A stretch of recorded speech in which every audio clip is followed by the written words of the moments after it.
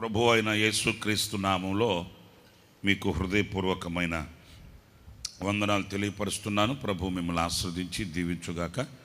సామెతల గ్రంథం 11వ అధ్యాయం 12వ వాక్యంలో ఆ మాట మీరు చూస్తారండి. తన పొరుగువానిని తృణీకరించువాడు బుద్ధి లేనివాడు, వివేకి అయిన వాడు మౌనముగా నుండును. ఎలా ఉంటాడంటండి? అందరు చెప్పండి. ఈరోజు నేను మీతో చెప్పే శీర్షిక మౌనం, సైలెంట్. అంతే. మౌనం ఇది చాలా చిన్నది, కానీ గొప్ప విజయాన్ని తీసుకుని వస్తుంది. ఆమెను కాదు, చప్పట్లు కొట్టు. హల్లెలూయా. మౌనం అనేది చాలా చిన్నది, చాలా చిన్నది, వెరీ సింపుల్. కానీ ఈ మౌనం తీసుకుని వచ్చే విజయం మాత్రం గొప్పదండి. ఘన విజయం అంటారు దాన్ని. ఇంత ఘన విజయానికి సోపానం ఏంటంటే మౌనం, సైలెంట్. Be silent. ఇక్కడ నేను మీతో చెప్పాలనుకునే మాట ఏంటంటే, మౌనంగా ఉండడం అనంటే బలహీనత కాదు. జాగ్రత్తగా వినాలి నేను చెప్పే ప్రతి మాట. మౌనము అనంటే బలహీనత కాదు. మౌనము అనంటే భయము కాదు. మౌనంగా ఉన్నాడంటే అడిపోయి పడ్డాడు రే ఎప్పుడు అనుకోకూడదు.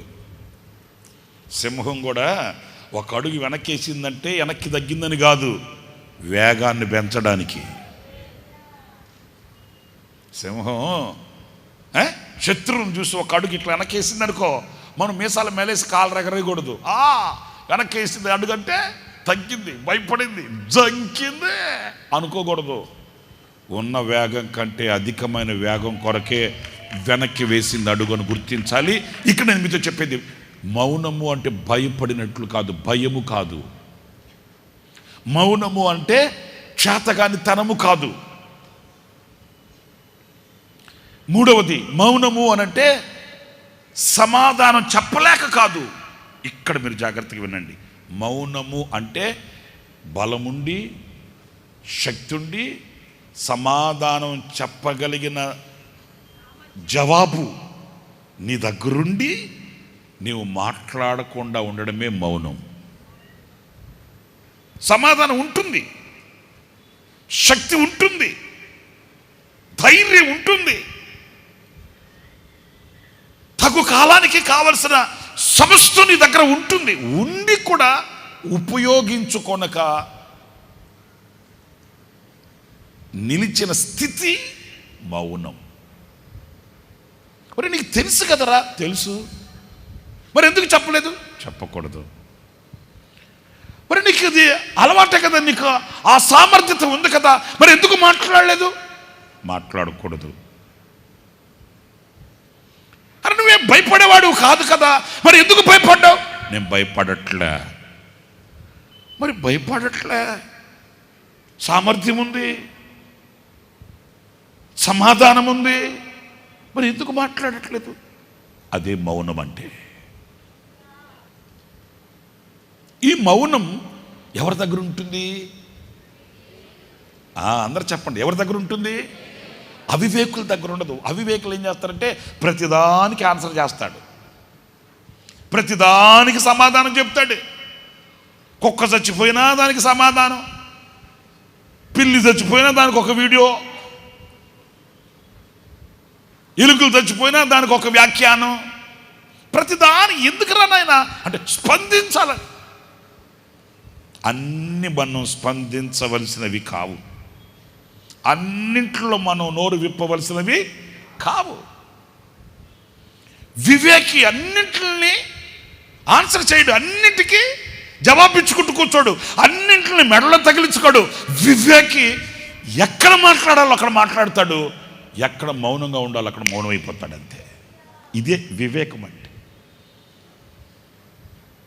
మనలో అప్పుడప్పుడు పొడ చూపేది ఏంటంటే, మౌనంగా ఉండాల్సిన దగ్గర తెగ మాట్లాడేస్తాం, తెగ మాట్లాడాల్సిన దగ్గర ఏమో మూతి మీద కొట్టినా నోట్లోంచి మాట రాదు.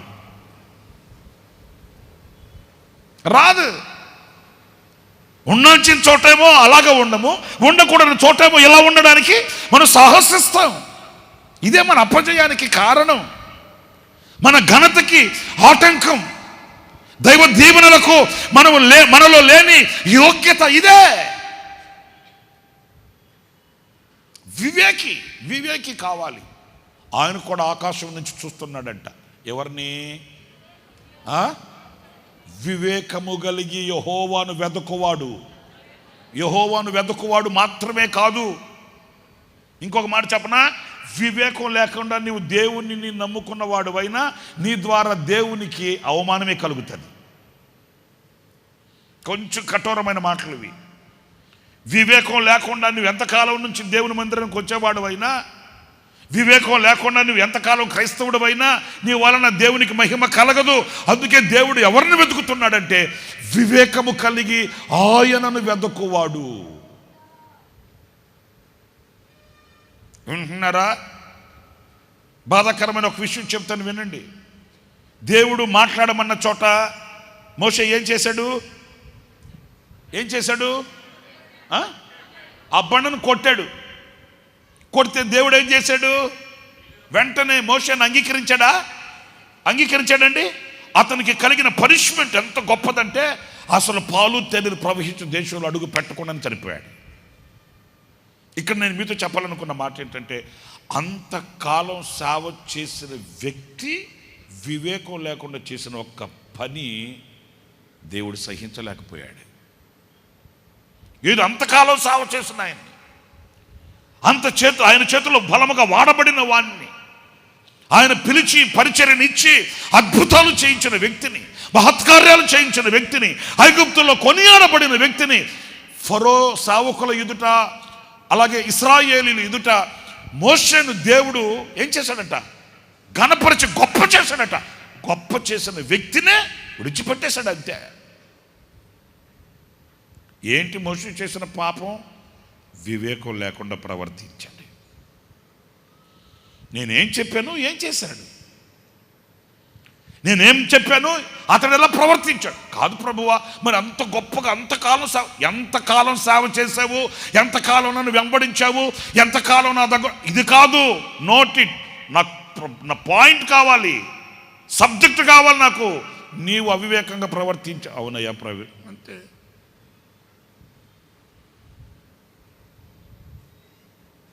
వివేకం చాలా శ్రేష్టమైందండి. అందుకే జ్ఞాని అని సొలొమోను ఏమడిగాడు? ఈ వివేకం కలిగిన ఆత్మని నాకు కావాలి. ఎందుకంటే వివేకం లేకుండా నేను ఎంతకాలం భక్తి చేసిన వ్యర్థమే, వివేకం లేకుండా నేను ఎంతకాలం నీతో నడవాలనుకున్న వ్యర్థమే, వివేకం లేకుండా నేను ఎంతకాలం భక్తి చేసిన వ్యర్థమే. వివేకం కావాలి. ఈ వివేకుల దగ్గర ఏముంటుందంట? మౌనం. ఈ వివేకుల దగ్గర ఈ శ్రేష్టమైన అనుభవం ఉంటుందంట. వివేకులైన వాళ్ళు అలా మౌనంగా ఉండగలుగుతారంట అనేది మనం చదువుతాము. అయితే మౌనం అంటే ఏంటి? నోట్లో మాట రాకుండా లోపల ఇది కోళ్ళుగా అని నోట్లో మాటలు రాకుండా లోపల ఈర్ష ద్వేషాన్ని పెంచుకోవడం కాదు. ఇప్పుడు మిమ్మల్ని కొన్ని క్రమాల గురించి మాట్లాడా, మీరంతా ముసుగులు వేసుకొని వీళ్ళంతా కళ్ళజోళ్ళు పెట్టుకొని నన్ను చూశారా లేదా? అన్నంత మాత్రాన్ని మీరు మౌనంగా ఉన్నారని నేను అనుకుంటానా? అనుకో. మీ మనసులో ఎన్నో చలరేగు ఉంటాయి, మీ మనసులో ఎన్నో ప్రశ్నలు వచ్చి ఉంటాయి, మీ మనసులో ఎంతో ఒక భావన వచ్చి ఉంటుంది. అన్నంత మాత్రం మీరు మౌనంగా ఉన్నారని కాదు, మీ మనసుతో మీరు మాట్లాడుతున్నారు. మౌనం అంటే ఏంటి? నోట్లో మాటలు రాకుండా లోపల అక్రమాన్ని, ఈర్ష్యను, ద్వేషాన్ని పెంచుకుంటే అది మౌనంగా ఉన్నట్టు కాదు. నీవు మనసుతో మాట్లాడుతున్నావు. నీ మనస్సు మౌనం కావాలి. నీ మనసులో కొన్ని చెలరేగుతున్నాయి, నీ హృదయంలో కొన్ని చెలరేగుతున్నాయి, నీ హృదయంలో చేదైన విషపు బీజం మొలకెత్తుతుంది. అది చావాలి. ఒకవేళ బయటికి నీవు మౌనంగా ఉండొచ్చేమో, కానీ నీ మనసులో నీవు మౌనంగా లేవు. పౌలు చెప్పాడు కదా, నేను మనసుతో పాడుదును, ఆత్మతో పాడుదును, నేను మీ అందరికంటే భాషలకు మాట్లాడతా, కానీ ఎక్కడ మాట్లాడాలనో అక్కడే మాట్లాడతా. ఓకే, మీరు అనుకోవచ్చు ఈ అనుభవం లేదేంటి అనుకున్నారు. అన్నోనో, నేను ఎక్కడ మాట్లాడాలో నాకు అక్కడ తెలుసు, ఎక్కడ మనసులో పాడుకోవాలనో అక్కడ నేను మనసులో పాడుకుంటాను, ఎక్కడ నేను ఆత్మలో పాడుకోవాలో నేను అక్కడ పాడుకుంటాను. ఇవన్నీ వివేకుల దగ్గర దొరుకుతాయి మనకు. వివేకం లేని వ్యక్తి ఏం చేస్తాడు అనంటే, ఎక్కడ ఏది ఉపయోగించాలనో అతనికి తెలియదు, అంచేత అతడు అవమానాలు పాలవుతాడు, అతనికి ఘనత కలగదండి. ఇప్పుడు భాషలు మాట్లాడువాడు తనకు తాను క్షమాభివృద్ధిని కలుగు చేసుకొనుచున్నవాడు, అతడు దేవునితో మర్మములు పలుకుచున్నవాడు. ఇది లోకస్తునికి కాదు, అంటున్నారా? ప్రవచించు వ్యక్తి సంఘ క్షమాభివృద్ధి నిమిత్తమై ప్రవచిస్తాడు. ఇవన్నీ ఒక్కొక్క కేటగిరీకి ప్రత్యేకించబడిన అనుభవాలండి. ఇవన్నీ వివేకంతో మనం ప్రవర్తించాలి. ఇప్పుడు ఒక రోగి అయిన వ్యక్తి వచ్చాడనుకోండి, అతనికి నేనేం చేయాలి? ఆ రోగములో నుంచి విడుదల పొందే బోధ ఏదైనా ఉంటే అది చెప్పాలి. ఇప్పుడు రోగంతో కడుపు నొప్పితో అల్లాడిపోతుంది, ఆయన ఓయ్యా అని వచ్చాడుకో, వాడికి దానియేలు గ్రంథంలో ఒక బొమ్మ ఉంటుంది, ఒక ప్రతిమ, దాని తల దాని శిరస్సు అన్నాడు అనుకో, వాడు ఏం చేస్తాడు? ఎగిస్తా అంటాడు. అంతే జరిగేది. ఇప్పుడు కడుపుతో అల్లాడిపోతా తల్లడిల్లిపోతా, అమ్మా అయ్యా అయ్యా అంటూ వచ్చాడు అనుకో, వాడు కోసం పెట్టి దానియేలు గ్రంథం 3వ అధ్యాయంలో అన్నాను అనుకో, పగిలిపోద్ది మొహం. ఆ సమయోచితమైన జ్ఞానమే వివేకుల దగ్గర ఉంటుంది. అర్థమవుతుందా? మీ యజమానుడు, మీ ఆయన, నీ భర్త ఏదో అలసిపోయి ఉగ్రుడై వచ్చాడు అనుకో, రావడం ముఖం చూస్తానే వెంటనే నువ్వేం చేయాలి? భగమండే మంటల్లో కాస్త, అవునా కాదా? ఎవరి దగ్గర ఉంటుంది ఇది? వివేకుల దగ్గర ఉంటుందమ్మా. ఈ సందర్భంలో నేను ఏం చేయాలి? నేనేం మాట్లాడాలి? ఇప్పుడు నేను మాట్లాడాలన్నా మౌనంగా ఉండాలన్నా నా మౌనం ఏం తీసుకొని వస్తుంది, లేకపోతే నేను స్పందిస్తే ఏం తీసుకొని వస్తుంది? బ్యారేజ్ వేసుకోవాలి, తూచుకోవాలి, సరిచూసుకోవాలి. అన్నిటికీ కొందరు ఉండారా నాయన, వాగుడుగాయలే అనకూడదు, కానీ వాగుడుగాయలే. నా దగ్గర కూడా ప్రార్థన చేయించుకోవడానికి కొంతమంది వస్తారా, మనల్ని ప్రార్థన చేయనీరు, వాళ్ళు చెప్తా ఉంటారు. ఇక అంతే. సరే, సబ్జెక్ట్ అర్థమైపోయింది కదా, ఇక ఆపమ్మా, ఇక ఆపయ్య అంటే వాళ్ళు అనుకున్నది మొత్తం అప్పచెప్పాలి అక్కడ, అంతే. వింటున్నారా? ఇప్పుడు ఒక మాట చెప్తాను వినండి, వివేకులు ఎట్లా ఆశీర్వదించబడతారని. హన్నా తల్లి దేవుని మందిరానికి వెళ్ళిందా లేదా? వీళ్ళు ఆమె ఎలాగ ప్రార్థన చేసింది చెప్పండి?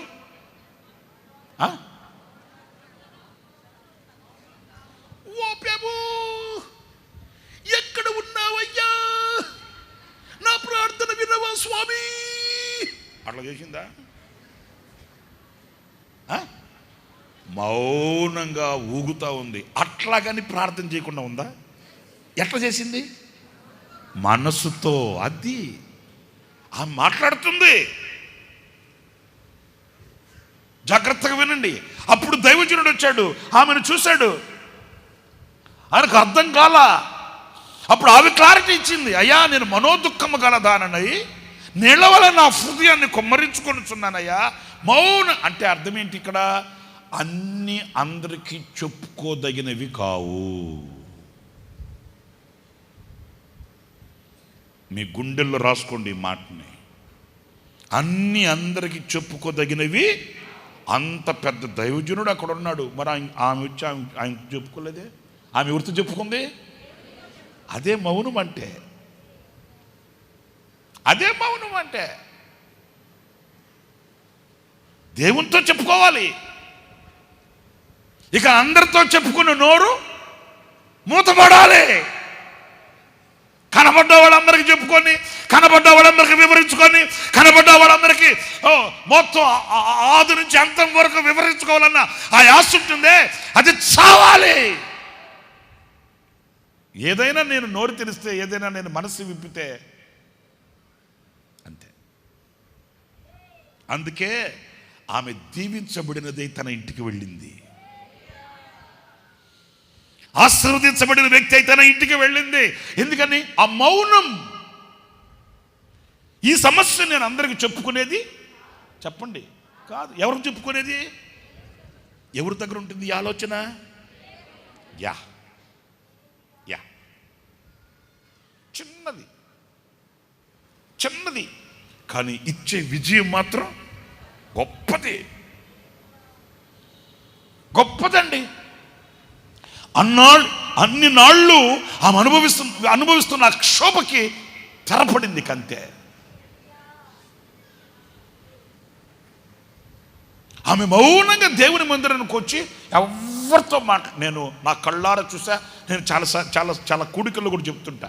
98వ సంవత్సరంలో నేను ఆ గోరంటలో పాక మందిరం ఉంటే, ఆ మందిరం దగ్గర కూర్చొని ఉంటే సాయంకాలం ఒక ఆమె ఎక్కడి నుంచో వచ్చింది, తిన్నగా మందిరంలోకి వెళ్ళింది.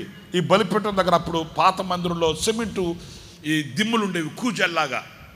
అవి పట్టుకుని ఏడ్చి ప్రార్థన చేసుకుంటాను. నేను చూస్తూనే ఉన్నా 30 గంట ఆమె ఏడ్చి ప్రార్థన చేసుకుని లేచి మళ్ళీ మొహం దురుచుకొని పోతా ఉంది ఆ దారిన. నేను సావకుండా కదా, ఆమె వచ్చి ఆ దారిన ఆమె వెళ్తా ఉంటే నేను చూస్తే ఎట్టుండేది.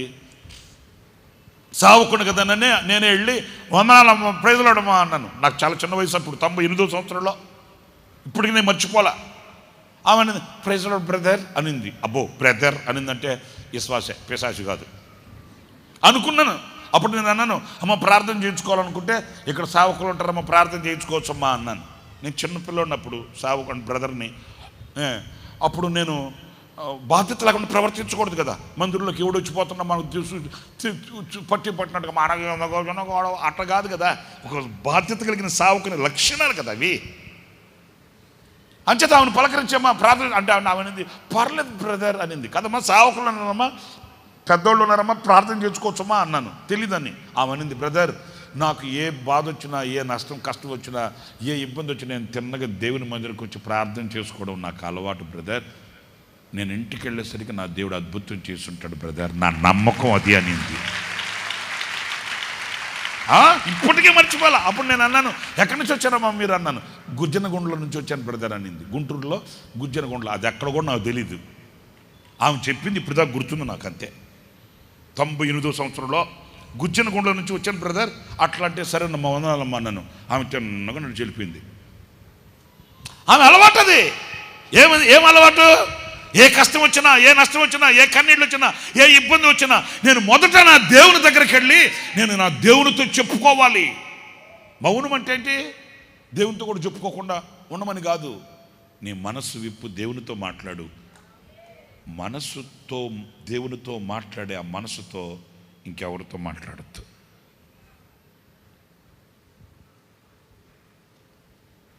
కష్టకాలం ముందు, శ్రమదిన ముందు నీవు పెదవి విప్పి అవివేకంగా మాట్లాడిన మాటే నీ సమస్య కంటే మరొక క్రొత్త సమస్య క్రియేట్ అవుతుంది. ఒక క్రొత్త సమస్య మరలా పునఃప్రారంభం అవుతుంది. ఈ వివేకమే మనకు లేకపోతే ఆశీర్వాదం మనకు రాదు. మౌనం తెచ్చే ఆశీర్వాదం చాలా గొప్పది. హల్లెలూయా చెప్పండి, హల్లెలూయా. 62వ కీర్తన 1వ వాక్యం చూడండి.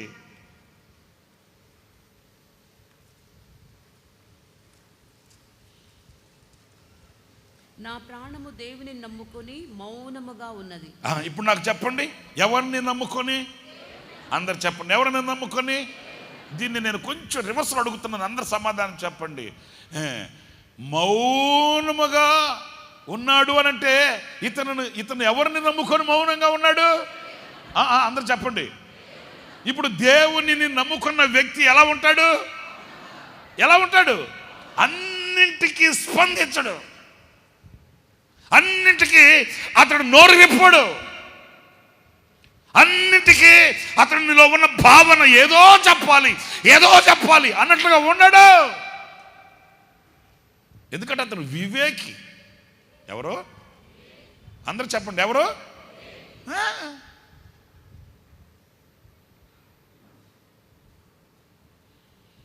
ఈ వివేకి ఎందుకు మౌనంగా ఉంటాడంటే అతడు దేవుని నేను ఒక్క మాట చెప్పనా, దావీదు అన్ని ఉన్నప్పుడు, అన్ని కలిగినప్పుడు, అంత నిమ్మలంగా ఉన్నప్పుడు అమ్మా నేను దేవుని నమ్ముకొని మౌనంగా ఉన్నాను అని అనట్లే. అంటున్నారా? అన్నీ ఉన్నప్పుడు, అంత కలిగి ఉన్నప్పుడు, ప్రశాంతమైన జీవితం జీవిస్తున్నప్పుడు నేను ప్రభు నమ్ముకొని కాదు. ఎటు చూచిన పోరాటాల మధ్య, ఎటు చూచిన ప్రాణ భయం, శత్రు సమూహాల యొక్క ఉగ్ర రూపం, అతని ప్రాణాన్ని తీయాలని శత్రువులు కంకణం కఠినాత్మలో తిరుగుతున్న ఆ నిశ్స్థితిలో చూడండి, ఎప్పుడైనా కలవరపరిచే కలవరాల మధ్య నోరు కుట్టుకొని ఉండడం అనేది వివేకం అండి. చప్పట్లు కొట్టకపోయారా? స్తోత్రం, స్తోత్రం. రేరా రేవా ఒక ఇద్దరు రండిరా, నువ్వు రారా, పెద్దోడు నువ్వు రారా, వాడే నువ్వురా, ఇంకొకడు చిన్నోడు ఎవడున్నాడు, నువ్వు రారా, సామి నువ్వేరా, రావాలి త్వరగా. మీ ఇద్దరికి మీకు చూపిస్తాను చూడండి, చాలా బాగుంటుంది. అంటే మీకు అర్థమవుతుంది నా మనసులోని భావన. ఇదిగో చూడండి, వీళ్ళిద్దరు ఉన్నారు కదా, మీకు ఊరికే క్లారిటీ కొరకు, అంటే నా మనసులోని మాట మీకు సంపూర్ణంగా అర్థం కావాలని నేను ఇలా చూపిస్తున్నా అంతే. ఓకే, ఇప్పుడు వీళ్ళిద్దరికి మనస్పర్ధలు వచ్చేస్తే వీడు ఏం చేశాడు తెలుసండి, వీడిని పట్టుకుని దబ దబ దబ దబ దబ కొట్టేశాడు. వీడు చిన్నోడే కానీ పొట్టోడే కానీ ఈ పెద్దోడిని పొడుగొట్టోడిని కనీసం కళ్ళకి జోడున్నదా కానీ కూడా చూడలా, కొట్టేశాడు. దబ దబ దబ దబ కొట్టేశాడు. ఇప్పుడు వీడేమనుకుంటాడంటే నాతో పెట్టుకుంటే అంతే, నా బలం అది, వీడు బలం అది. నిజమే, వీడు అంతలా దెబ్బలు కొడుతుంటే వీడు మౌనంగా ఉన్నాడు. పెద్దోడే కానీ వీడికి శక్తి ఉంది కానీ మౌనంగా ఉన్నాడు. వాక్యం ఏమంటుందంటే రెచ్చిపోయి వాడిని చితక బాధేసింది వీడికంటే వీడు బలవంతుడని వాక్యం చెప్తుందండి. అది ఎట్లాగా సప్పట్లు బాగా కొట్టారు, ఆపండి. అబ్బా అది ఎట్లా కుదురుతుంది? ఇప్పుడు వీడు ఆడు కొట్టేశాడు కదా, మరి ఈడు వాడిని కొట్టేస్తే ఈడు బలవంతుడా ఆడు బలవంతుడా? మరి బలం శక్తి సామర్థ్యతని ప్రయోగించి తనకున్న శక్తిని కనపరుచుకున్న వీడు కదా బలవంతుడు. అంటే వాక్యం అంటుంది వాడి యొక్క విరోధపు శక్తిని, వాడిలో ఉన్న క్రూరత్వాన్ని, వాడిలో ఉన్న మృగత్వాన్ని తట్టుకోగలిగిన శక్తి వాడికి లేదు కాబట్టి వీడి మీద ఎగబడ్డాడు. ఆ విషయంలో వీడు బలహీనుడు. మీకు అర్థమైంది ఇప్పుడు నేను చెప్పింది? తన శరీరంలో ఉత్పత్తి అయిన కోపం, రోషం, రౌద్రం తట్టుకోలేక వీడు బలహీనుడు, తట్టుకోలేక వీడి మీద చూపించాడు. కానీ వీడెవరంటే వీడిలో ఉన్న క్రూరత్వాన్ని, ద్వేషాన్ని, ఇంకా ఇవన్నీ తట్టుకోగలిగిన స్టామినా, శక్తి వీడికి ఉంది కాబట్టి మౌనంగా ఉన్నాడు. అంటే వీడి మౌనమే వాడి బలం. ఆమేన్. ఆడు మౌనమే ఆడు బలం. ఆడు చెయ్యెత్తి కొట్టాల్సిన అవసరంలే, ఆడులో ఉన్న శక్తిని నిరూపించుకోవాల్సిన అవసరంలే, ఆడుకున్న జ్ఞానాన్ని లేకపోతే మరొక విధంగా చూపించుకోవాల్సిన అవసరంలే.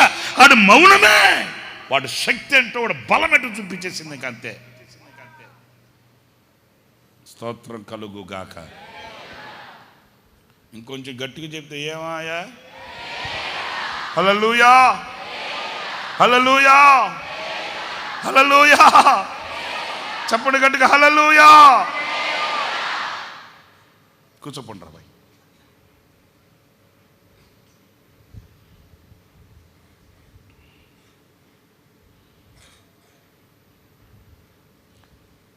దావీదుకి చుట్టూ ప్రక్కల ఎవరున్నారు? అందరూ చెప్పండి, ఎవరున్నారు?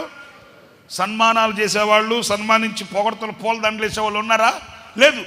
అన్ని శత్రువుల మధ్య అంత ఏమి చెయ్యాలో అసలు అర్థం కాక ఒకరోజైతే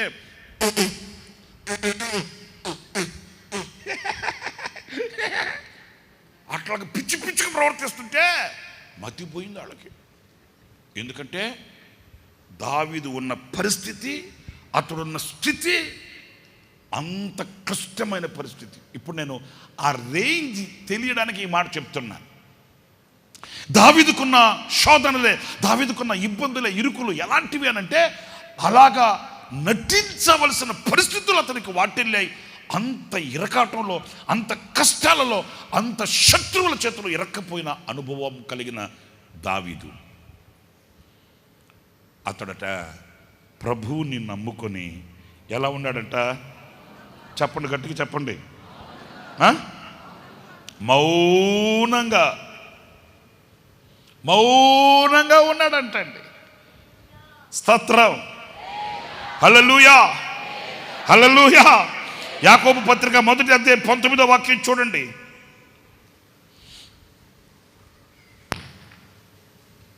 నా ప్రియ సహోదరులారా, మీరు ఈ సంగతి ఎరుగుదురు గనుక ప్రతి మనుష్యుడు వినుటకు వేగిరపడువాడును, మాట్లాడడానికి నిదానించువాడును, కోపించుటకు నిదానించువాడునై ఉండవలెను. మీరు చెప్పండి, కోపం వచ్చేస్తే ఎవరైనా నిదానంగా, praise the Lord brother, coffee తాగుతారా, బ్రేక్ఫాస్ట్ చేసిరా, ఇట్లాగే కదా ఇప్పుడు మాట్లాడేదంతా. ఏంటి నవ్వుతారంటే? ఇప్పుడు మన వాళ్ళు అంత తెలుగును కూనీ చేసేస్తున్నారు. ప్రైజ్ ది లార్డ్ బ్రదర్ అంటే ప్రార్థన చేయించుకోపోదామని వచ్చాను ఏందమ్మా, వచ్చాను. ఇప్పుడు మనాడు తెలుగు అంతా కొత్త తెలుగు, కొత్త పాట, కొత్త టెక్స్ట్ బుక్స్ తయారు చేస్తారేమో నాకు అర్థం కావట్లే. కూనీ చేసి పడేస్తున్నారు. నన్ను భయపడను ఏంది? నన్ను భయపడను కాదమ్మా, నేను భయపడను. అదే నేను వచ్చి తిని కాదు, వచ్చి తిని.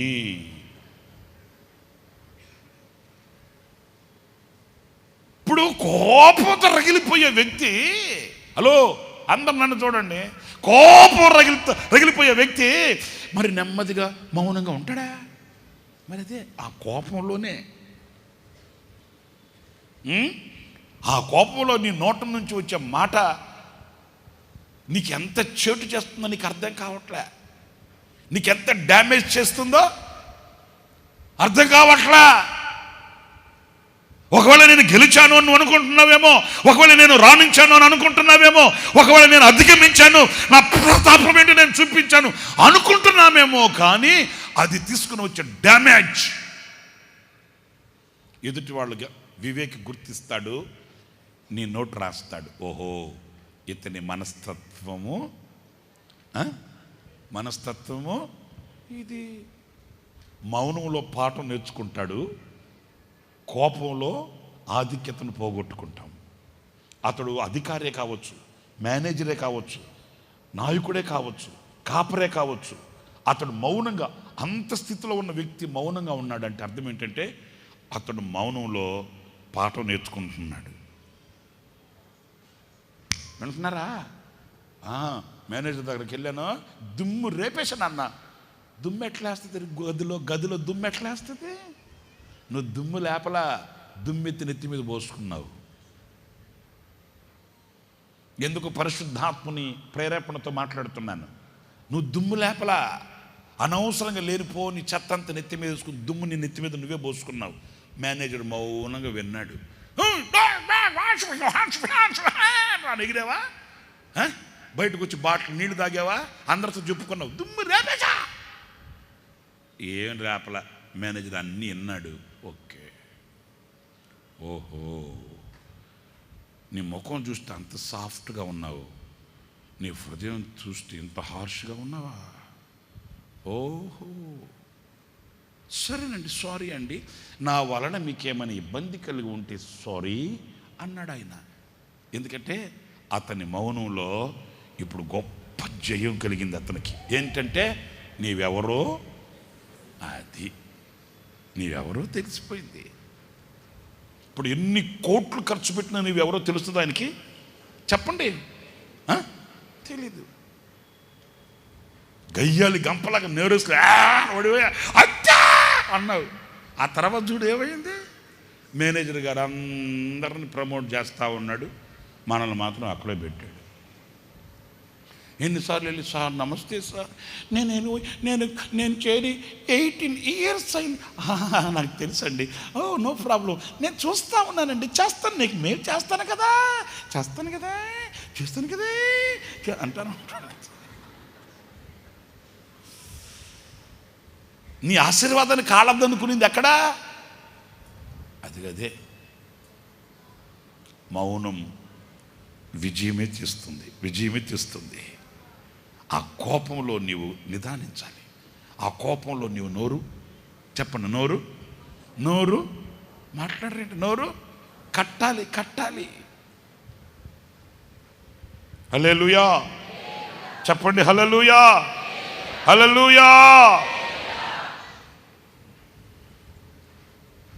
సంఖ్యాకాండం 20వ అధ్యాయం 10వ వాక్యం చూడండి.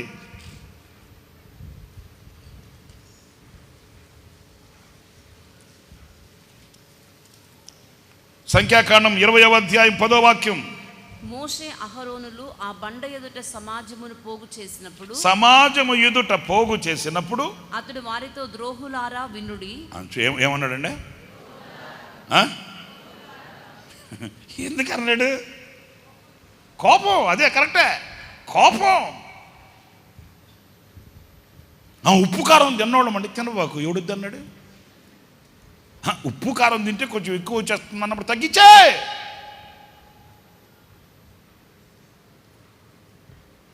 నేను ఎవరి జోలికి వెళ్ళనండి, నా జోలికి ఎవడో నొత్తు ఒప్పుకోనండి, ఎట్లా కుదురుతుంది ఏంటి? సముద్ర వత్సల తోళ్ళు, జాగ్రత్తగా వినండి. సముద్ర వత్సల తోళ్ళు అని దేవుని మందిరానికి గుడారం ఉంటుంది, ప్రత్యక్షపు గుడారానికి. ఈ ప్రత్యక్షపు గుడారానికి వేసిన కప్పు లేకపోతే ఆ యొక్క తెరలలో ఒకటి సముద్రపు వత్సల తోళ్ళు. ఈ సముద్రపు వత్స అనేది పెద్ద జంతువేమీ కాదు. మీకు ఉడుము తెలుసా? మాట్లాడండి. నేను ఇక్కడ మౌనంగా ఉండమని చెప్పట్లే, నాతో మాట్లాడండి. ఉడుము తెలుసా మీకు? ఆ ఉడుము జాతికి సంబంధించింది, చిన్నదే. దాని తోళ్ళు తెచ్చి కుట్టి ప్రత్యక్ష గుడారమునికి ఆ తెరలకి ఒకదాన్ని వేయమన్నాడండి. ఎందుకు అనంటే ఈ సముద్ర వత్సకున్న క్యారెక్టర్ ఏంటో తెలుసా?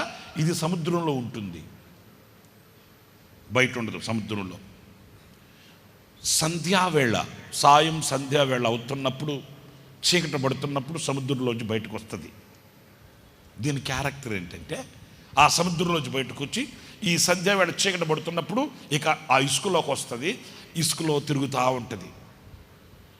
దీనితో పీతలైనా ఇంకేమైనా పిచ్చాపాటి ఆడుకుంటాయంటండి. ఎందుకు అనంటే దీనికి కోపము, రోషము అనే మాటే దీనికి ఉండదంటండి. అన్ని దీంతో ఆడుకుంటాయంట. ఏవి సక్రమంగా నడవని పీతలు. పీత ఎప్పుడన్నా తిన్నగా స్ట్రైట్ వేలో వెళ్తుందా? మీరు పీతను పట్టుకొని చూడండి, రోడ్డు ఇట్లా ఉంటే అట్లా వెళ్ళదు పీతను విడిచిపెట్టాడు మీరు, ఇట్లా వెళ్తుంది. ఇది కూడా ఆడుకుంటుంది దాంతో. మీకు అర్థమైందా? వ్యర్థమైందా? ఇది కూడా ఆడుకుంటుంది. అయినా ఈ సముద్రపు వత్స, నీవేంటి నాతో ఆడుకునేది? అంత కెపాసిటీ ఉందా నీకు? అంత బోతుకు నోరువే అంటదా? అందు శుభ్రంగా దాంతో ఆడుకుంటుందంట. కోపము, రోషము అనేది ఈ సముద్రపు వచ్చకుండదంట. మళ్ళీ దీని క్యారెక్టర్ ఏంటి తెలుసా? ఆ రాత్రంతా ఇసుకలో అందరితో సమాధానంగా అట్లా ఇట్లాగా శుభ్రంగా ఆడుకుంటుందంట. దేంతోనైనా దేనితోనైనా ఆడుకుంటుందట. సూర్యోదయం అయిపోతుంది అనగానే మళ్ళీ ఎవరికి కనబడదంటండి. అంటే నా బతుకు ఎట్లాంటిది, నేనెంత పర్ఫెక్టు, నేనంత నీతిమంతుణ్ణి, నేనింత నా కోపం లేదు, నాకు రోషం లేదు, అసలు నేను సాత్వికుణ్ణి, అసలు నేను గాంధీ తాత మానవుణ్ణి, ఇట్లా చాటింపు వేసుకోదట. మరలా సూర్యోదయం అయిపోగానే ఎవరికి తెలియకుండా అలాగ దులిపేసుకుంటుంది. ఆ ఇసుకనంతా అలాగ దులిపేసుకొని తిన్నగా మళ్ళా నీళ్ళలోకి వెళ్ళిపోద్దంటండి. ఏమి ఎవరికి కనబడదు, ఎవరికి చాటింపు వేసుకోదు, ఎవరి దగ్గర మన్నను కోరుకోదు, ఎవరి దగ్గర ఘనత కోరుకోదు, ఎవరి దగ్గర ఉన్నతంగా ఉండాలని ఆశించదండి. ఆ కోపం చూడండి, ఒక దైవజనుడే, సావుకుడే రగిలిపోయాడు, మండిపోయాడు. ఇక వాళ్ళని అన్నాడు, ద్రోహులారా. అట్లాగా కోపం. నేను ఒక చిన్న సూత్రం చెప్పనా? ఏంటి మీరంతా బీపీ డౌన్ అయిన వాళ్ళు ఇలా కూర్చున్నారు? చెప్పనా వద్దా? మీరు కోపం వచ్చినప్పుడు నేను ఎవరిని చూడట్లే, తలదించుకున్నా.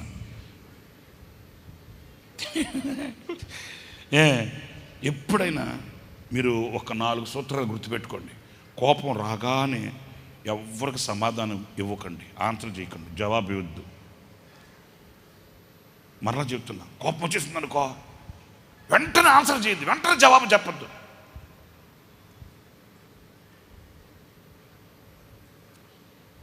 అంటే వెంటనే మాట్లాడద్దు అంటున్నా. ఇంకొకటి రెండో మాట, వెంటనే జడ్జి చేయొద్దు, తీర్పు తీర్చొద్దు. చాలా ప్రమాదకరమైనవి ఇవి. వెంటనే జడ్జి చేయొద్దు, తీర్పు తీర్చొద్దు, డిసైడ్ చేయొద్దు. ఇది కరెక్ట్, అది తప్పు, ఇది కరెక్ట్. వెంటనే తొందరపడద్దు. 2 చెప్పారు, గుండెల్లో ఈ 2 మీరు రాసుకోండి. వెంటనే మాట్లాడద్దు, వెంటనే జడ్జి చేయొద్దు. ముందు మీరు దేవుని దగ్గరికి వెళ్ళండి. అంతే వివేక్ చేసే పని అదే. ముందు మీరు దేవుని దగ్గరికి వెళ్ళండి. ముందుగా మాట్లాడద్దు, ముందుగా జడ్జి చేయొద్దు.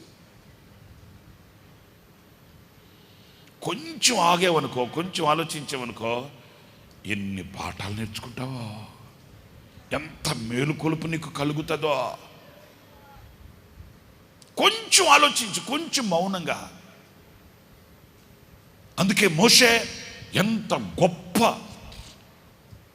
స్థానాన్ని పోగొట్టుకున్నాడు. ఏం పాపం చేశాడు మోషే? సినిమాకి వెళ్ళాడా? వడ్డీ వ్యాపారం చేశాడా? దగాలు చేశాడా? ఏం పాపం చేశాడు? మౌనం. కొంచెం మౌనంగా ఉండుంటే పోయిండమాట. ఇప్పుడు ఆ మాట్లాడేసిన మాట మరలా వెనక్కి వస్తుందా? ఒక పాస్టర్ గారి మీద ఒకడు ఆ పాస్టర్ గారు ఏదో అన్నాడని ఇల్లు తిరిగి చెడు సమాచారం, ఈ పాస్టర్ గారు మంచోడు కాదు, ఇటు దుర్మార్గుడు అని ఆడు ఈడే, కొంతమంది అంతేలేండి, ఆడు ఈడే అని ఇల్లు తిరిగి చెడు ప్రచారం చేశాడంట. నన్ను చూడండి అందరూ, పాస్టర్ గారు ఏం మాట్లాడలేదండి, చెప్పాను కదా. అదే గొప్ప జయానికి సోపానం. కాస్త మనం ఓర్చుకోవాలి, కాస్త మనం మౌనం. నోటికి పెదాలకి కాదు, మనసుకు కూడా. మనసులో కూడా మనం చెప్పించకూడదు, మనసులో కూడా మౌనం. అంతే. పాస్టర్ గారు ఏం మాట్లాడలేదు, కానీ మాట్లాడు అని మౌనంగా ఉన్నాడు. ఇంకో మాట చెప్పనా? మనం మౌనంలో దేవునిని ఘనపరిచిన వాళ్ళం అవుతాము. దేవుడు మొత్తాడాన్ని, ఎవరిని ఆ చెడు ప్రచారం చేసిన వాడిని మొత్తాడు. ఈ రోజు కాదు, ఆ రోజు కాదు, ఆది నుంచి ఉంది పద్ధతి. మోషే మీద అహరోను మిర్యాములు విరుచుకుపడ్డారు. వాళ్ళు మౌనంగా ఉండిపోయారు. మోషే మౌనంగా ఉండిపోయాడండి, మాట్లాడా? ఆ విషయంలో మౌనంగా ఉంటే ఎవరు కలుగు చేసుకున్నాడు? ఈడు కూడా ఆ పాస్టర్ గారి మీద పిచ్చి మాటలని, దౌర్బల్యమైన మాటలను చెప్తా ఉంటే ఆ పాస్టర్ గారు మౌనంగా ఉన్నాడు. దేవుడు ఆయన మొత్తుతాడు ఇట్లాంటి వాళ్ళని ఎప్పుడు మనం మౌనంగా ఉన్నప్పుడు. మనం వ్యాజ్యం తలపడితే ఆయన ఏమని చేస్తాడేంటి, సరే కొట్టుకోండిరా అని మౌనంగా ఉంటాడు. సరే ఆడు మొత్తితే ఆడికి బుద్ధి వచ్చింది, నేను ఈ తప్పు చేయబట్టే కదా నేను ఈ శిక్షకు పాత్రుడిని అయ్యానని చెప్పి మరలా ఒకరోజు పాస్టర్ గారి దగ్గరకు వచ్చి, అయ్యా నన్ను క్షమించయ్యా, నేను మీ మీద చెడు ప్రచారం చేశాను, మిమ్మల్ని నేను ఎంత డ్యామేజ్ చేయాలనో అంత డ్యామేజ్ చేసేసానయ్యా అని కన్నీళ్ళు పెట్టుకున్నాడంట. అప్పుడు పాస్టర్ గారు అన్నాడట, నా బెడ్రూమ్లోకి వెళ్ళి, వింటున్నారా, నా బెడ్రూమ్లోకి వెళ్ళి నా పిల్లో తలగడ తీసుకురాపో అన్నాడు.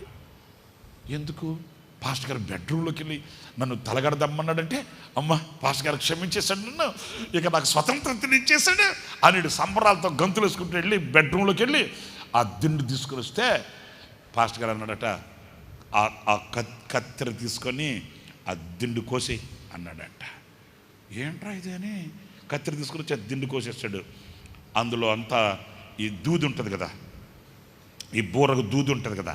పాస్టర్ గారు అన్నాడు, ఈ దూదంతా బయట పడేసేసి ఆ కవర్ తీసుకుని వచ్చేయి అంటే, ఈడేమనుకున్నాడు, పాస్టర్ గారికి అది వద్దు అనుకున్నాడేమో, నాకు పని చెప్పాడంటే నన్ను అంగీకరించినట్లే అని సంతోషంగా వెళ్ళిపోయి దాన్ని కట్ చేసి ఆ దూదంతా గాలి కుదిలేసి అదంతా ఆ కవర్ తెచ్చేసాడు. తెచ్చి మడత పెట్టి శుభ్రంగా, పాస్టర్ గారు రండి, అయ్యా పాస్టర్ గారు రండి, ఇట్లాంటి వాళ్ళకి వినయాలు ఎక్కువ అండి, పాస్టర్ గారు రండి అండి అంటే పాస్టర్ గారు అది తీసుకుని దిండు కవర్ తీసుకుని ఆడబెట్టి, ఇప్పుడు వెళ్ళి నువ్వు గాలి కుదిలేసేవి ఆ దూది దాన్ని అంతా పోగు చేసుకొని రాపో అన్నాడంట. దిమ్మ తిరిగింది అడిగి. పాస్టర్ గారు అండి, కాదండి, మరి మీరు గాలి వదిలేయమంటే వదిలేసిన ఇప్పుడు అదంతా ఎట్లా, మరి అదే కదా, ఇంటింటికి వెళ్ళి నువ్వు గాలికి వదిలేస్తేవి, మీకు అర్థమైందా, చెప్పాల్సిన మాటలన్నీ చెప్పేస్తే, చేయాల్సిన డ్యామేజ్ అంతా చేసేస్తేవి, ఇప్పుడు సారీ అండి అంటే వెళ్ళిపోయిన మాటలన్నీ మళ్ళీ వెనక్కి వస్తాయా? మరి అందుకే కదా మోషే అడుగు పెట్టలేకపోయింది, మరి అందుకే కదా మోషే అనర్హుడైపోయింది. ఆయన పెద్ద పాపం చేసి కాదు, ఆయన అక్రమం చేసి కాదు.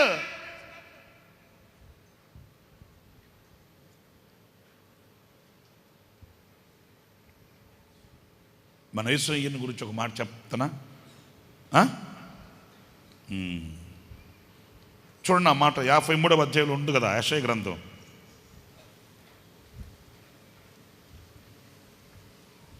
యెషయా గ్రంథం 53వ అధ్యాయం 7వ వాక్యం. అతడు దౌర్జన్యము నొందెను. ఎవరు? మా అందరు చెప్పండి, ఎవరు? అందరు చెప్పండి, ఎవరు? యేసయ్య. ఆయన మీద దౌర్జన్యం చేసింది ఎవర్రా బాబు? ఎవరో ఇంటి వెనకాల పక్కింటోళ్ళు, ఎదురింటోళ్ళు, ముందుంటోళ్ళు అంటే ఓకే, అరే శాంతం ఆయన మీదే దౌర్జన్యం. అంత శక్తి ఎవరికి ఉందిరా బాబు? చేశారు. దౌర్జన్యము నొందినను బాధింపబడినను. ఆయన బాధించింది ఎవరయ్యా బాబు? దౌర్జన్యం చేసిన, బాధించిన, హింసించిన, ముఖం మీద ఉమ్మి వేసిన, ఆయన గడ్డపు వెంట్రుకలు పీకుతున్నా, నోరు తెరవలేదు. ఎందుకని? వదకు తేబడు గొర్రె పిల్లయు. ఎందుకు నోరు తెరవలేదు? ఎందుకు నోరు తెరవలేదు? అది నోరు తెరిచే సమయము, మాట్లాడే సమయము ఎవరి దగ్గర ఉంటుంది ఈ బుద్ధి? యా యా యా యా నాకు హక్కు ఉంది. ఉంది. ఎక్కడుంది? ఎనపెట్లో ఉంది. హక్కు ఉంది. మౌనముగా ఉండే హక్కు కూడా ఉంది నీకు. నోటి మాట్లాడే హక్కు నీకు ఎంత ఉందో, అది ఇప్పుడు నాకు ఫిలప్ చేయండి ఆ మాటని. మాట్లాడే హక్కు ఎంత ఉందో, మౌనంగా ఉండే హక్కు కూడా నీకున్నప్పుడు ఇప్పుడు నువ్వు ఏది వాడుకుంటావు, ఏది ఆచరణలోనికి తీసుకుని వస్తావు, ఏది చేత పూనుకుంటావు, ఏది చేత పట్టుకుంటావు. మన ప్రభు అయిన యేసుక్రీస్తుని గురించి మనం చదువుతాము. ఆయన నోరు అయ్యా ఒక మాట చెప్పయా, నేను తప్పించుటకు శిక్షించుటకు అధికారం ఉంది, ఒక మాట చెప్పు. ఇప్పుడు అందరు తలల పైకెత్తనని చూడండి. విడుదల పొందడానికి, తప్పింపబడడానికి సోర్స్ ఉన్నా కూడా మౌనం. ఎందుకంటే విడుదల పొందే మార్గం కంటే దేవుని చిత్తం నేను మౌనంగా ఉండడంలో నెరవేరుతుంది అన్నప్పుడు, మరలా చెప్తున్నా ఈ మాట, నేను మౌనంగా ఉండుట వలన నా దేవుని చిత్తం నెరవేర్చబడుతుంది అన్నప్పుడు నీ ఎదుట తెరవబడిన ద్వారాలు నీకు అవసరం లేదు. నీ ఎదుట విడుదల పొందడానికి ఉన్న సోర్సెస్ అవసరం లేదు. పిలాతు చెప్తున్నాడు, నువ్వు నాతో ఒక్క మాట మాట్లాడితే నేను తప్పించేస్తా. ప్రభు అంటాడు, తప్పింపబడేదానికంటే కూడా నా తండ్రి చిత్తం నాలో నెరవేర్చబడాలి. నా తండ్రి చిత్తం నాలో నెరవేర్చబడాలంటే నేను మౌనంగా ఉండుట వలన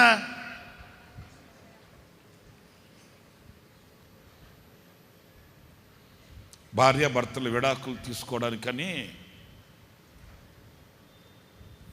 నేను విన్న వార్త చెప్తున్నా. భార్య రెచ్చిపోయి, నేను చెప్పాను కదా మీకున్న శక్తి ప్రపంచంలో, పాపం భర్త ఏం మాట్లాడట్లే, ఆయన మౌనమే. మొదట అడిగితే చెప్పాడు, అయ్యా నాకు అంటే నేను విన్న సాక్ష్యం చెప్తున్నానండి, ఎవరు ఏంటి అని మీకు కానవాల అవసరం లేదు అనుకుంటున్నానండి. ఏమండి నేను కాపురం చేసుకోవాలని అనుకుంటున్నానండి, విడిపోవాలని నేను అనుకోవట్లేదండి. తను ఇప్పటికైనా మారితే నేను స్వీకరించడానికి సిద్ధంగా ఉన్నానండి అని పాపం అతను చెప్తుంటే ఈవిడ ఒప్పుకుంటుందా? నాకు అవసరంలా పాపం ఏమి ఆ రోజు పెదవి విప్పడమే కానీ అతడు మాట్లాడడమే లేదంటండి. జాగ్రత్తగా వినండి, ఒక మాట చెప్తాను, సందర్భం వచ్చి దానికి చెప్తున్నా. ఆశ్చర్యమైన సంగతి ఏంటంటే లాస్ట్ జడ్జిమెంట్ ఈరోజు, నేను విన్న సంగతి చెప్తున్నాను, కథ ఏం కాదు. ఈరోజు లాస్ట్ జడ్జిమెంట్. ఈరోజు వాళ్ళకి జడ్జిమెంట్ ఇచ్చి విడాకులు ఇచ్చేస్తారు. ఎందుకంటే ఆవిడ కోరుకుంటుంది, అంగీకరించింది, ఓకే అయిపోయిందంట. ఆఖరు జడ్జిమెంట్ రోజు మౌనంగా అతను కళ్ళెమ్మటలు పెట్టుకొని భర్త పాపం మౌనంగా ఉన్నాడంట. మౌనంగా ఉంటే చూడండి, అన్నీ సమకూడి జరుగుతాయని రాసింది బైబిల్లో. సమకూడి జరుగుతాయని రాసిందండి. అమ్మాయి తరఫున వాళ్ళు ఎవరో వచ్చి అతన్ని పచ్చిబూతులు తిడుతున్నారంటండి. నోరు విప్పవేమరా, మాట్లాడవేమరా, అట్లా పచ్చిబూతులు. అతనేం మాట్లాడట్లేదంట, మౌనంగా. ఇంకొక 15-20 నిమిషాలు వాళ్ళు పేరు పిలుస్తారు, వెళ్తే సంతకాలు పెట్టుకునేది వాళ్ళ కార్యక్రమాలు ఏదో ఉంటాయంట. అప్పుడు మౌనంగా అతను వాళ్ళంతా తిడుతున్నా ఏం మౌనంగా ఉన్నాడంట. ఆ అమ్మాయికి ఏమనిపించిందో, ఆఖరి రోజు ఇంకొక 15-20 నిమిషాలు వాళ్ళు పిలిచి సంతకాలు గింతకాలు పెట్టుకునేటప్పుడు అప్పుడు అతను మౌనంగా నిలబడి ఏం మాట్లాడకపోతుండేసరికి మరి ఆ ఏమనిపించిందంటో పరిగెత్తుకుంటూ వాడి మధ్యలో అక్కడున్న అమ్మాయి పరిగెత్తుకుంటూ వచ్చి గట్టిగా పట్టుకుని నడుస్తుందంట. మీకు అర్థమైందా? ఇదేమన్నా డ్రామానా? గట్టిగా పట్టుకుని నడిచి అంటుందట, సత్యనా బతికినా నేను నీ కాళ్ళ దగ్గరే ఉంటా. అట్లాగా డైలాగులు కొడుతుంటే వీళ్ళకి మధ్యలో వచ్చారు పెద్దలు. అందుకే నేను చెప్పేది ఏంటంటే ఎవరి మధ్యలో నన్ను ఏలు పెట్టచ్చు, కానీ ఆశ్చర్యమైన ఆనందకరమైన ఒక విషయం చెప్పనా, వాళ్ళిద్దరూ కలిసిమెలిసి ఉన్నారండి. వదిలి అట్లాగా వాళ్ళిద్దరూ ఆ అమ్మాయి వచ్చి పట్టుకుని ఏడ్చేసి నేను తప్పు చేసేసాను, నేను పొరపాటు చేసేసాను, నేను వాళ్ళ మాట విన్నాను, వీళ్ళ మాట విన్నాను, ఏడ్చేసిందంట. అతను కూడా అన్నాడట, నేను చెప్పాను కదా ఎందుకు అట్లా చేసుకున్నావు అని. అతను కూడా క్షమించాడట, ఏదో రద్దు చేసుకుని వచ్చేసాడు, అయిపోయింది. మళ్ళీ కలిసిపోయారు. ఏం చేస్తాం, 3 ముళ్ళు అయిపోయా, ఒకటన్నా అయితే కరెక్టే. ఎవరు తప్పిస్తారంటే అయినా ఆ ఎముకలో ఎముక, ఆ మాంసంలో మాంసం ఎట్లా విడిగా ఉంటాడంటే ఎముకలో ఎముకైపోయా. సరే ఇప్పుడు నేను మీతో చెప్పాలనుకున్న మాట ఏంటంటే, ఇప్పుడు కూడా అమ్మాయి సిగ్గుపడుతుందంట ఇప్పటికీ. ఎందుకంటే అతనేమో మౌనంగా నిలిచిపోయాడు, రెచ్చిపోయి ఆ స్టేషన్లో ఆ జడ్జి దగ్గర వాళ్ళ దగ్గర వీళ్ళ దగ్గర మాట్లాడిన మాటలు ఉన్నాయి కదా, అవన్నీ పోతాయండి, వేధిస్తాయి మనస్సుని. ఇప్పుడు కూడా భర్తను అంటదంట, నేను చాలా హీనంగా మాట్లాడాను, నన్ను తలుచుకున్నప్పుడల్లా ఏడుస్తుందంటండి. నాకు ఆ సంగతి తెలిస్తే నిజంగా నిజమే కదా, ఆ అవివేకమైన ఆ గడియ జీవితాంతం మాయన మచ్చ కదా. ఇప్పుడు అతని మనసులో ఉందో లేదో దేవుడికి తెలుసు, కానీ ఆ అమ్మాయి మనసులో మాత్రం పోలా, వేధిస్తుంది. నిన్న అట్లాగా మాట్లాడాను కదా, నేను ఇట్లాగా మాట్లాడాను కదా. సర్లే, అవన్నీ నా మనసులో లేవులే, ఎవడు లేవు, ఉన్నాయో లేవో దేవుడికి తెలుసు, కానీ నీ మనస్సాక్షి నేను గద్దిస్తుంది కదా. మౌనం ఎంత గొప్పదోనండి, మౌనం ఎంత గొప్ప విజయమోనండి. చూడండి, అతడు ఏమీ చేయలే, ఆ అమ్మాయి దృష్టిలో ఈ అబ్బాయి ఎంత గొప్పవాడు. ఏం తెచ్చింది ఈ గొప్పతనాన్ని? మౌనం తెచ్చింది. వెళ్ళకూడదు చర్చకి, నువ్వు వెళితే కాళ్ళు ఇంచేస్తా అన్నాడు అనుకో, వెళ్తా ఇంచు చూస్తా అన్నావు అనుకో, అయిపోద్ది. మనకు నోరు కుదరదే, కాళ్ళు ఇంచేస్తా అన్నంత మాత్రం ఇంచేస్తాడు. కాళ్ళు ఇంచేస్తే కట్లు కట్టించి దేవుడు, అది తెలిసినాడు ఎందుకు ఇచ్చుతాడేంటి?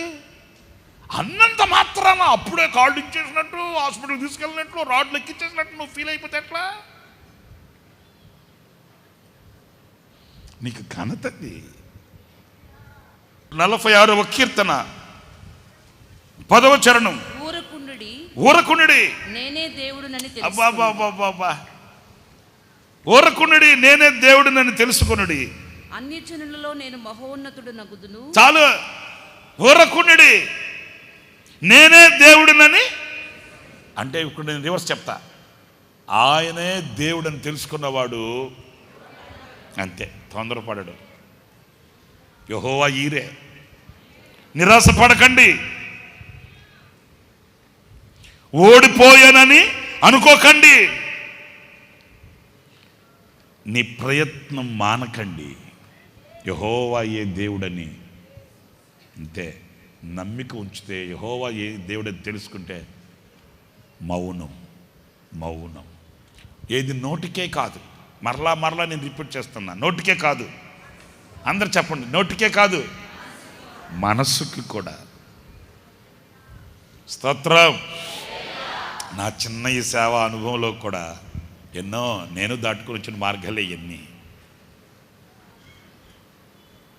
కొన్ని సందర్భాల్లో అన్నీ చెప్పగలిగి అన్నీ చేయగలిగి కూడా మౌనంగా నిలిచిన క్షణాలు ఎన్నో నాకు తెలుసు. తత్ఫలితంగా వచ్చిన ఆశీర్వాదం ఏంటో కూడా నాకు తెలుసు. అందుకే నేను మీకు కూడా చెప్తున్నా, నేను చేయకుండా మీతో చెప్పట్లే. యెహోవాయే దేవుడని తెలుసుకొనుడి, మౌనం, ఊరకుండాలి. ఆయన సన్నిధిలో మనల్ని మనం అప్పగించుకొని, మనల్ని మనం సంపూర్ణంగా సమర్పించుకొని, మౌనమే నీకు ఆ దైవ ప్రత్యక్షతను కలిగిస్తుంది. మీరు రాజుల మొదటి గ్రంథం 19వ అధ్యాయం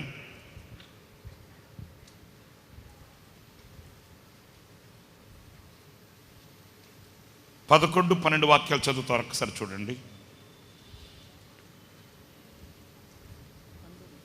రాజుల మొదటి గ్రంథం 19, 11, 12 వాక్యాలు. అందుకు ఆయన, నీవు పోయి పర్వతం మీద యెహోవా సముఖమునందు నిలిచి ఉండుమని సెలవిచ్చెను. అంతటి యెహోవా నా వైపున సంచరింపగా బలమైన పెనుగాలి. ఇక్కడ ఒకటి ఏంటి? బలమైన, చెప్పండి, బలమైన 1, 2. యెహోవా భయమునకు పర్వతములు బద్దలాయెను. ఏమండో, ఇప్పుడు ఒక చిన్నది ఏదైనా ఇక్కడ పడిందనుకో, సౌండ్ అదే ఈ మైక్ కింద పడిపోయింది అనుకో, ఫాల్ అంటది. పర్వతం బద్దలైతే ఎట్లుంటుంది మీరు చెప్పండి? అంత అలజడి. అక్కడేమో ఏంటట? పెనుగాలి. ఇక్కడేమో అలజడి. శిలలు చిన్న భిన్నములాయను గాని యెహోవా గాలి దెబ్బయందు ప్రత్యక్షము కాలేదు. గాలిపోయిన తర్వాత భూకంపము కలిగెను గాని ఆ భూకంపమునందు యెహోవా ప్రత్యక్షం కాలేదు. ఆ భూకంపమైన తరువాత మెరుపు పుట్టెను గాని, మెరుపు శబ్దం, మెరుపు పుట్టెను గాని ఆ మెరుపు యందు కూడా యెహోవా ప్రత్యక్షం కాలేదు. మెరుపు ఆగిపోగా మిక్కిలి నిమ్మళముగా మాట్లాడు ఒక స్వరం వినబడింది.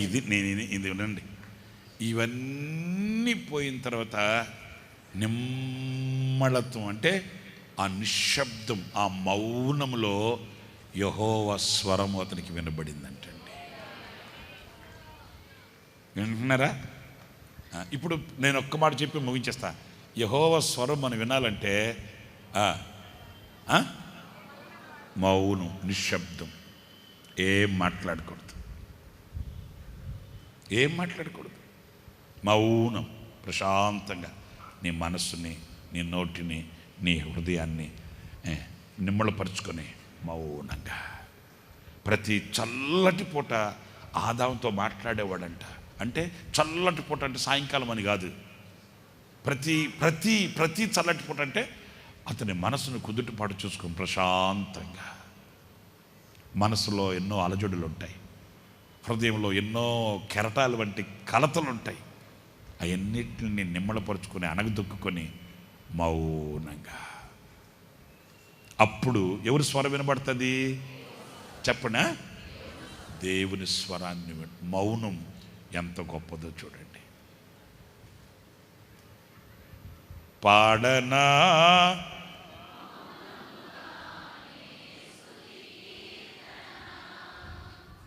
చూడనా ఊరకనే నిలచి నీ పరాక్రమ కార్యములు. పాడనా మౌనముగానే స్తుతి కీర్తన. చూడనా ఊరకనే నిలచి నీ పరాక్రమ కార్యములు. యేసయ్యా నీతో సహజీవనము నాశలు తీర్చి తృప్తి పరచనే. యేసయ్యా నీతో సహజీవనము నాశలు తీర్చి తృప్తి పరచనే. పాడనా పాడనా దీర్ఘశాంతము నీ కాడిని మోయుచు నేర్చుకుందునే. నీ ప్రశాంత పవనాలు అణచనే నా వ్యామోహపు పొంగులన్నీయు. దీర్ఘశాంతము నీ కాడిని మోయుచు నేర్చుకుందునే.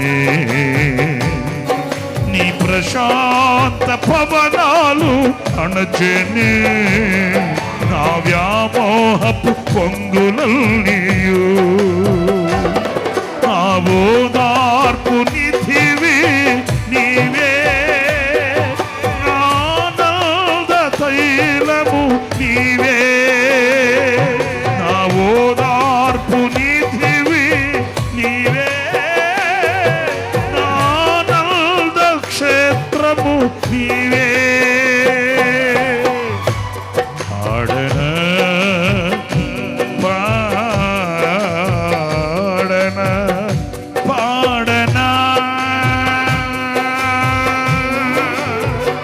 ఊరకనే నిలచి నీ పరాక్రమ కార్యములు. పాడనా పాడనా చూడనా పాడనా. యేసయ్యా మౌనముగాని స్తుతి కీర్తన.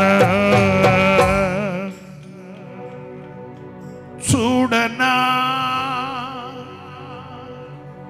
ఊరకనే నిలచి నీ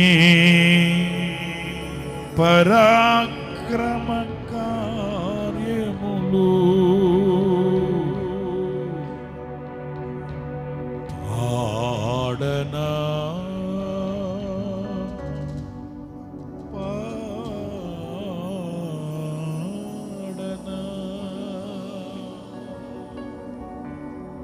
పాడనా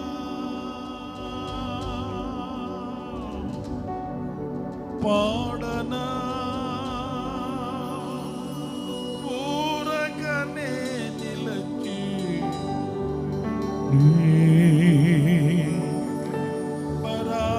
పరాక్రమ కార్యములు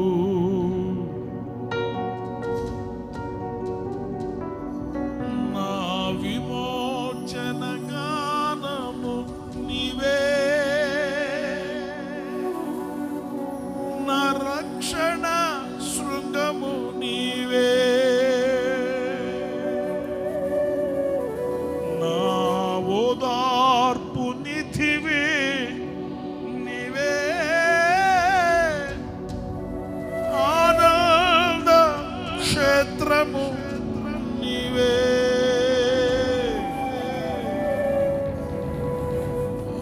ఆడనా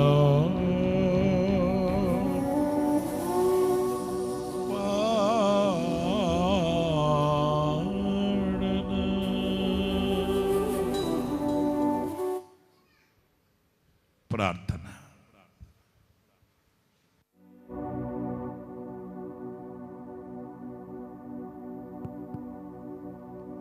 పరిశుద్ధుడైన తండ్రి, ఆశ్చర్యకరుడానికి స్తోత్రం. ఇంతవరకు ఈ ఉదయకాలపు ఆరాధనను మీరు ఆశీర్వాదకరంగా జరిగించినందుకై నేను స్తుతిస్తున్నాను. ఈ 7వ నెల చివరి పునరుత్థానపు ఆరాధనలో సమకూర్చబడినటువంటి మా ఒక్కొక్కరితో మీరు మాట్లాడారు. ముందుగానే మా స్తుతులపై ఆసీనుడిపై మా మధ్యలోకి దిగి వచ్చి మా యొక్క హృదయ అంతరంగమును గుర్తెరిగి మాకు కావలసినటువంటి మాటలు మీరు వినిపించినందుకై నేను స్తుతిస్తున్నాను. వివేకి అయిన వాడు మౌనంగా ఉండునని మీరు సెలవిచ్చారు. అవును ప్రభువా, ఈ దినాలలో మాకు వివేకం కావాలి. ఏ సందర్భంలో మౌనంగా ఉండాలో, ఏ సందర్భంలో మాట్లాడాలో మేము తెలుసుకున్నటువంటి వారమై నడిపించబట్టుకు సహాయం చేయండి. నిన్ను నమ్ముకొని మేము మౌనంగా ఉండుటకు మాకు నేర్పించమని ప్రార్థిస్తున్నాను. ఆనాడు దావీదు చుట్టూ ఎంతోమంది శత్రువులు. అతడు ఏమాత్రం వారితో పోరాడకుండా నిన్నే నమ్ముకొని మౌనంగా, మనస్సులోని మౌనం. తండ్రి నీ స్తోత్రం, మనస్సులో మాత్రమే కాదు బయటికి కూడా మౌనంగానే ఉండి నీకు అప్పగించుకున్నాడు. గొప్ప విజయాన్ని పొందగలిగాడు. ఈ అనుభవం నీ సన్నిధిలో ఈ మాటలు విన్న ప్రతి ఒక్కరికి మీరు దయచేయమని ప్రార్థిస్తున్నాను తండ్రి. కోపడుటకు నిదానించమని మీరు సెలవిస్తున్నారు. అవును ప్రభువా, కొన్ని సందర్భాల్లో కోపం మా బ్రతుకుల్లో ఉన్నప్పుడు మోషే వలె త్వరపడి నీ యొక్క శిక్షకు గురి కాకుండా, ఆశీర్వాదాన్ని చేతులారా జారవిడుచుకొనకుండా, కోపపడుతున్నప్పుడు ప్రభు, కోపం మాలో కలుగుతున్నప్పుడు మేము మౌనంగా ఉండి ఎవరికి తీర్పు తీర్చగా నీ సన్నిధిలోనే మా హృదయంలో ఉన్నటువంటి కోపమంతయు కుమ్మరించుకొని గొప్ప సమాధానాన్ని పొందుకోవడానికి సహాయం చేయమని ప్రార్థిస్తున్నాను. ఊరుకుండుడి అని మీరు సెలవిచ్చారు తండ్రి. నీవు సమస్తమును చూచుకునే దేవుడువు కదా. ఆనాడు అబ్రహాముతో ప్రవ్వా మీరుండి యెహోవా ఈరే అని అబ్రహాము చెప్పినట్లుగానే సమస్తాన్ని మీరు చూసుకున్నారు. ఎన్ని భూకంపాలే అయినా, ఎన్ని భయంకరమైనటువంటి శ్రమలు, శోధనలు అయినా మేము మీ సన్నిధిలో మౌనంగా ఉండగలిగితే మా పక్షంగా మీరు నిలిచి మాకు జయం అనుగ్రహించి మా అక్కర్లు తీర్చి మాకు క్షేమాన్ని ప్రసాదించగలిగే గొప్ప దేవుడు అయి మీరు ఉన్నందుకు స్తోత్రములు చెల్లిస్తున్నా. నీవు దేవుడు అయి ఉండి కూడా ఈ భూమి మీద దౌర్జన్యాన్ని పొందినప్పుడు, బాధించబడినప్పుడు మౌనంగా ఉండి తండ్రి చిత్తం జరగాలని తండ్రికి అప్పగించుకున్నావే.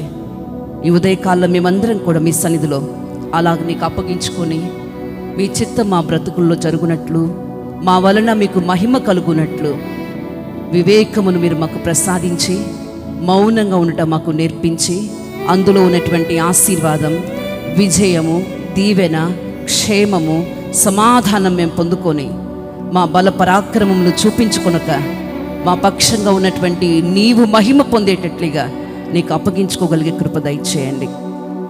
ఈ ఆరాధనలో అనేక విషయాలు మీరు నేర్పించారు, క్రమశిక్షణ నేర్పించారు తండ్రి. ఈ లోకంలో ఈ భయంకరమైనటువంటి బలాత్కారం జరుగుతున్నటువంటి ఈ దినాలలో మేము ఎలా ఆధ్యాత్మికంగా ఎదగాలో, మా ఆత్మీయ జీవితాన్ని ఎలా కాపాడుకోవాలో అనేక విషయాలు మీరు మాకు బోధించారు. ఈ మాటలు హృదయంలో భద్రపరచుకోవడానికి సహాయం చేయండి. నీ కుమారుని ఇంతవరకు మీరు బలపరిచి వాడుకున్నందుకే నేను స్తుతిస్తున్నాను. చేరి వచ్చిన బిడ్డలు కూడా ఎన్నో సమస్యలతో, అక్కర్లతో, వేదనతో, కన్నీళ్లతో, దుఃఖముతో, బాధతో నిన్ను ఆశ్రయించారు ప్రభువా. నిన్ను ఆశ్రయించిన వారు సంతోషించుదురని వాక్యం సెలవిస్తుంది కనుక నీ బిడ్డలు సంతోషంగా తిరిగి వెళ్ళినట్లు, సమాధానాన్ని పొందుకొని వెళ్ళినట్లు, ఆరోగ్యముతో తిరిగి వెళ్ళినట్లు, కృపాక్షేమములు నీ బిడ్డలకు నిత్యము తోడయుడునట్లుగా మీరు ఆశీర్వదించమని, మీ ఘనమైన నామమునకు మహిమ తెచ్చుకొనమని నజరేయుడని యేసు నామం అడుగుచున్నాను తండ్రి, ఆమేన్. మన ప్రభువు అయిన యేసుక్రీస్తు కృప, తండ్రి అయిన దేవుని ప్రేమ, పరిశుద్ధాత్మనందులి అన్యోన్యమైన సహవాసం, సన్నిధి, సముఖం ఈ ఆరాధనలో పాలు పొందిన ఒక్కొక్కరికి సదాకాలం తోడై ఉండి నడిపించునుగాక. Amen, amen. దేవుడు మిమ్మల్ని ఆశీర్వదించి దీవించునుగాక.